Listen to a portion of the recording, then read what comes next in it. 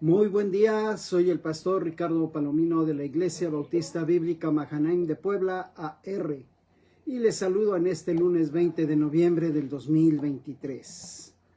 Hoy vamos a iniciar el capítulo 11 del Evangelio de Marcos y les pido que me acompañen en la lectura del versículo 1 al versículo 11. Entrada triunfal en Jerusalén. Marcos 11, versículo 1 al 11.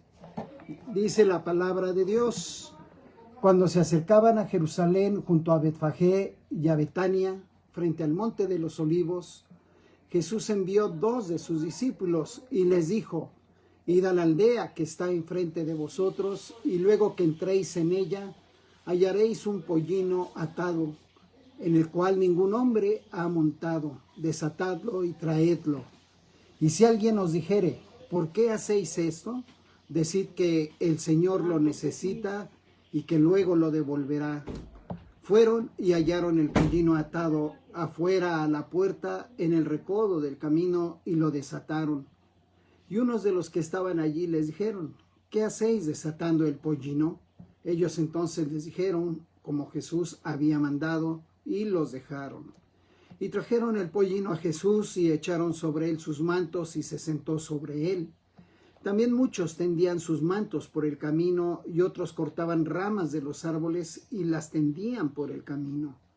Y los que iban delante y los que venían detrás daban voces diciendo: Hosana, bendito el que viene en el nombre del Señor. Bendito el reino de nuestro Padre David que viene, Hosana en las alturas. Y entró Jesús en Jerusalén y en el templo, y habiendo mirado alrededor todas las cosas, como ya anochecía, se fue a Betania con los 12. Dice que cuando se acercaban a Jerusalén junto a Betfagé y a Betania, frente al monte de los olivos, Jesús envió a 2 de sus discípulos y les dijo que fueran a la aldea de enfrente y que entraran en ella, e iban a encontrar un pollino atado, el cual ningún hombre había montado. Les pidió que lo desataran y se lo trajeran a Jesús. Esto ocurrió unos días antes de la gran fiesta de la Pascua que iba a comenzar. Desde todos los rincones del mundo romano, los judíos iban a Jerusalén durante esta larga semana de celebración para recordar la salida de Egipto. Muchos habían oído de Jesús o lo habían visto y esperaban que él fuera al templo, y que narra Juan 11, 55 al 57. Betfagé era una pequeña población pegada a Jerusalén, casi un barrio de esta, situada en la ladera oriental del Monte de los Olivos. Su nombre significa la casa de los higos, lo cual es llamativo en una sección previa a la maldición de una higuera. ¿Se acuerdan? Los versículos 12 al 14 del capítulo anterior. Betania significa casa de higos y era una población situada a 3 kilómetros de Jerusalén. Sí, se veía desde Jericó. Jesús llegó no como un rey, sino montado en un asno, en el que nunca antes nadie había montado. Generalmente los reyes acudían a la guerra montados en caballos o en carros, pero Zacarías 9:9 profetizó que el Mesías vendría en paz sobre un humilde asno, sobre un pollino hijo de asna. Jesús sabía que quienes lo oyeran enseñar en el templo volverían a sus casas en cualquier parte del mundo anunciando la venida del Mesías. Dice el versículo 3 al versículo 7. Y si alguien nos dijere: ¿por qué hacéis eso?, decid que el Señor lo necesita y que luego lo devolverá. Fueron y hallaron el pollino atado afuera a la puerta en el recodo del camino y lo desataron. Y unos de los que estaban allí les dijeron: ¿qué hacéis desatando el pollino? Ellos entonces les dijeron como Jesús había mandado, y los dejaron. Y trajeron el pollino a Jesús y echaron sobre él sus mantos, y se sentó sobre él. Jesús envió a 2 de sus discípulos que no se nombran, a una aldea cuyo nombre tampoco se precisa. ¿A qué? A recoger un borriquillo que no había sido montado, lo cual es propio de las tradiciones religiosas judías. La orden a los discípulos es de que tras encontrar al borrico, lo desataran y lo trajeran, lo cual plantea algunas dudas sobre cómo se ha dispuesto esto.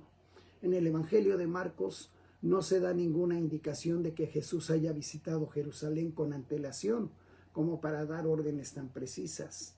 De ser así, cabría pensar que se trata del uso de un conocimiento sobrenatural por parte de Jesús. Así, en caso de que alguien preguntara por qué los discípulos se llevan al animal, bastará con que dijera que el Señor lo necesita y que posteriormente lo devolvería. Cuando los discípulos ejecutan la orden de Jesús, todo sucede tal y como lo había dicho. El animal estaba atado a la puerta y cuando hicieron el intento de llevárselo, fueron cuestionados por su acción y bastó con decir que el Señor lo necesitaba para que se lo pudieran llevar. Una vez que el animal fue llevado a Jesús, dado que al no haber sido montado carecía de montura, los discípulos dispusieron sus propios mantos para que Jesús se sentara sobre el pollino y sobre estos mantos. Esto se interpreta como un gesto de reverencia, en sintonía con el de aquellos muchos que echan sus mantos al suelo, en trato semejante al de un rey. Dice el versículo 8 al 10. Perdón. También muchos tendían sus mantos por el camino y otros cortaban ramas de los árboles y las tendían por el camino. Y los que iban delante y los que venían detrás daban voces diciendo: Hosana, bendito el que viene en el nombre del Señor, bendito el reino de nuestro padre David que viene, Hosana en las alturas. La gente exclamaba Hosana. La palabra Hosana significa salva ahora. Así daban cumplimiento total a la profecía de Zacarías 9. A Zacarías 9 dice: Alégrate mucho, hija de Sión, da voces de júbilo, hija de Jerusalén. He aquí tu rey vendrá a ti, justo y salvador, humilde, y cabalgando sobre un asno, sobre un pollino, hijo de asna. Veían muy bien en Jesús el cumplimiento de las profecías, pero no entendían la proyección que tendría el reino de Cristo. Cuando solo algunos días más tarde llevaron a Jesús al tribunal, esa misma multitud gritó: crucifícale, crucifícale. Versículo 11. Y entró Jesús en Jerusalén y en el templo, y habiendo mirado alrededor todas las cosas, como ya anochecía, se fue a Betania con los 12. Jesús entró en Jerusalén sin que haya mención alguna de que las personas del lugar salieran a recibirle. Entró en el templo para poco más tarde echar un vistazo al lugar y como se hacía tarde regresó con los 12 a Betania. Jesús es descrito mirando el templo y marchándose por el camino que había venido, sin que se especifique encuentro ni reacción alguna.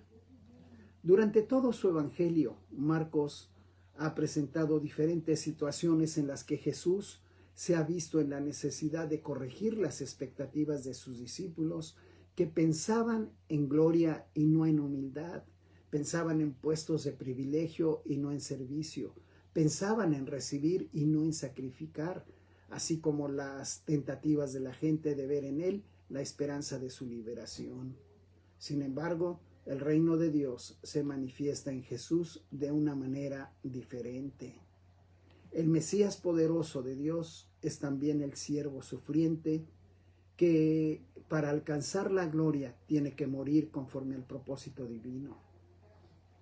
El final de este relato es inesperado, lo cual se demuestra en el hecho de que Mateo y Lucas, que reciben esta historia de Marcos, la hacen continuar inmediatamente en la purificación del templo, vinculando la entrada en Jerusalén con sus acciones y sus declaraciones en el templo, una acción propia del Mesías que viene.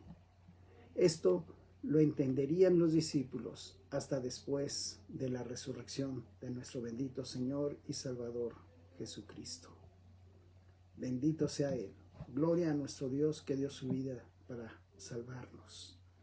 Vamos a orar. Gracias, Señor amado, por tu amor, por tu misericordia. Gracias porque permitiste que Jesús, siendo Dios, se humanara y diera su vida por rescate por nosotros. también que en su tiempo todo estaba planeado, Él sabía lo que iba a suceder, y todo, Señor, como nos enseñas en la Biblia, sucedió. Y gracias, porque el Señor Jesús, aun cuando sabía lo que iba a padecer, no le importó, Señor, para sacrificarse y con su sangre bendita perdonar nuestros pecados, lavarnos y hacernos aceptos delante de ti. Gracias por ese amor tan grande.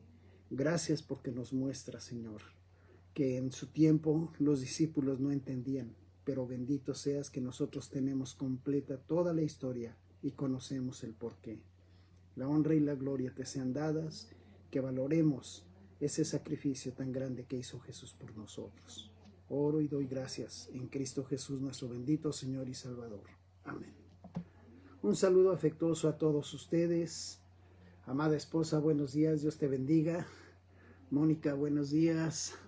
Betty, buenos días, gusto en saludarte. Pau Benítez, también buenos días. Mari Ruiz, Dios te bendiga ricamente. Un saludo afectuoso. Y todos ustedes que ven después el video, Dios les bendiga ricamente. Tengan un excelente día de asueto. Disfrútenlo.